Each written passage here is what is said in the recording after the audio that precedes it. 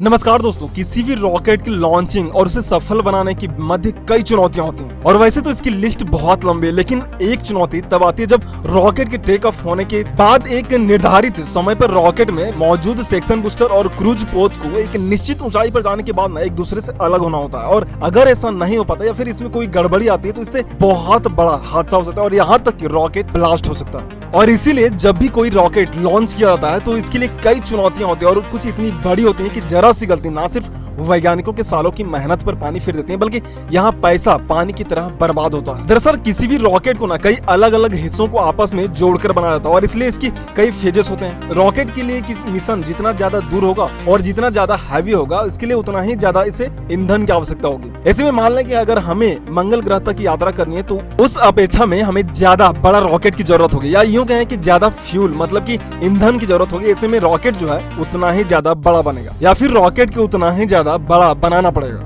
लेकिन इस वक्त हमें सारी बातें क्यों कर रहे हैं? दरअसल इस वक्त दुनिया का सबसे बड़ा रॉकेट स्पेसएक्स और उसके मालिक एलन मस्क बना रहे हैं। यह रॉकेट इतिहास का सबसे बड़ा रॉकेट है और इसलिए इसका नाम दिया गया स्टारशिप। दरअसल एलन मस्क इंसानों को मंगल ग्रह तक पहुंचाना चाहते हैं और यह उनका सबसे बड़ा ड्रीम भी है। ऐसे में इस बात से भली भांति परिचित है कि उन्हें अगर ऐसा करना है तो इसके लिए बहुत बड़े रॉकेट मतलब कि एक बहुत भारी भरकम रॉकेट की जरूरत होगी। पिछले दिनों इसी रॉकेट का परीक्षण एलन मस्क ने किया, लेकिन लॉन्च के होने के महज 4 मिनट के बाद ही यह रॉकेट ब्लास्ट कर गया। हालांकि स्पेसएक्स ने बताया कि इनके जो वैज्ञानिक हैं उन्होंने इस बात का दावा पहले ही किया था कि इस रॉकेट के सफल होने की संभावना बेहद कम है, क्योंकि इसकी लॉन्चिंग से ठीक चंद मिनट पहले एक बार पहले भी इसे कैंसिल किया गया था और इस बार इसे सिर्फ और सिर्फ कुछ इंपॉर्टेंस डेटा को कलेक्ट करने के लिए लॉन्च किया गया था और हुआ भी कुछ ऐसा है। दरअसल लॉन्च इसे किया गया था सुबह 8:33 पर और लॉन्च होने के महज 4 मिनट के अंदर अंदर ही 8:37 पर यह ब्लास्ट हो गया। एलन मस्क चाहते हैं कि उनके जीते जी इंसान मंगल ग्रह पर कदम रखें और वह इसके लिए अथक प्रयास भी कर रहे हैं। आप जानकर हैरान हो जाएंगे ना कि रॉकेट को दरअसल नासा के एक पार्टनर प्रोग्राम के तहत चंद्रमा पर किसी मिशन के लिए बनाया गया था, लेकिन एलन मस्क को पता है कि यह भारी भरकम रॉकेट अगर सफल होता है तो यह मंगल ग्रह पर इंसानों की कदम रखने की दिशा में सबसे बड़ा और सफल प्रयास होगा।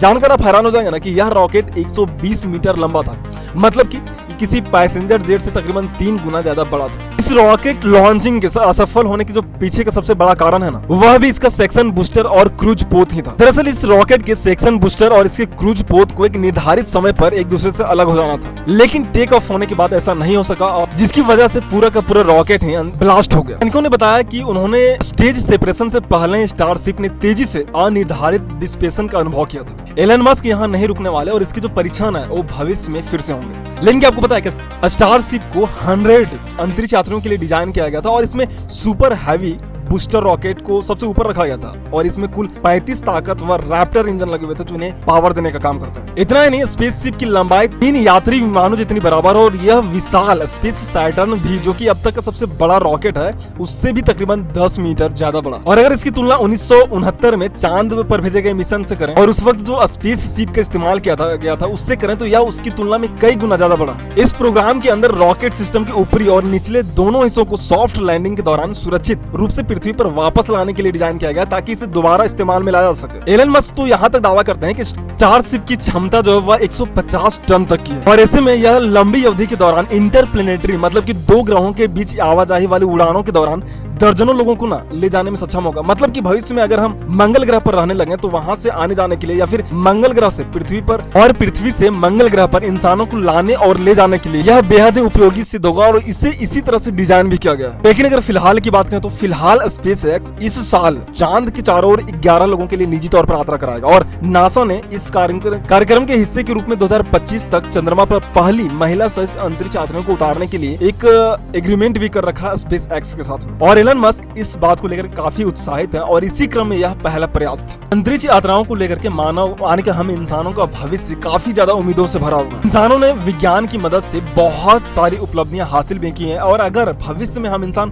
किसी इंटरप्लैनेटरी जो यात्राएं हैं वो अगर करने लगे तो इसमें कोई ज्यादा आश्चर्य की बात नहीं होगी। ऐसे स्पेस आने की भविष्य के स्पेस प्रोग्राम के लिए हमारा इसरो बहुत तेजी से काम कर रहा है और कई मायनों में स्पेसएक्स और नासा को भी इसरो ने पछाड़ दिया और इसीलिए हमें हमारी स्पेस एजेंसी और हमारे वैज्ञानिकों पर हमें गर्व है। फिलहाल के लिए इतना है। जय हिंद।